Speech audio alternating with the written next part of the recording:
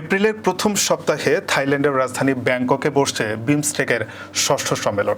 এতে অংশ নেবেন অন্তর্বর্তী সরকারের প্রধান উপদেষ্টা ডক্টর মোহাম্মদ ইউনূস, ভারতের প্রধানমন্ত্রী নরেন্দ্র মোদী এবং অন্যান্য নেতারা।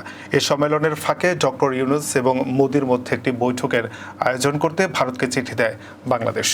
তবে ইউনূসের সঙ্গে ভারতের প্রধানমন্ত্রীর আনুষ্ঠানিক কোনো বৈঠক হবে না বলে সংবাদ মাধ্যম হিন্দুস্তান টাইমসকে জানিয়েছে তিনটি সূত্র।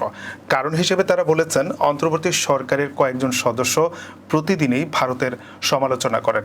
এতে করে দুই দেশের মধ্যে সম্পর্ক ভালো নেই। এমন অবস্থায় দুই দেশের সরকার প্রধানের মধ্যে বৈঠক আয়োজন সম্ভব নয়। একটি সূত্র হিন্দুস্তান টাইমসকে বলেছে, সম্মেলনে যেহেতু বিশ্ব নেতারা একাধিকবার একে অপরের সামনে বসবেন, তখন হয়তো ডক্টর ইউনূস মোদীর মধ্যে কথাবার্তা হলেও হতে পারে, কিন্তু এর বেশি কিছু প্রত্যাশা করা হচ্ছে না।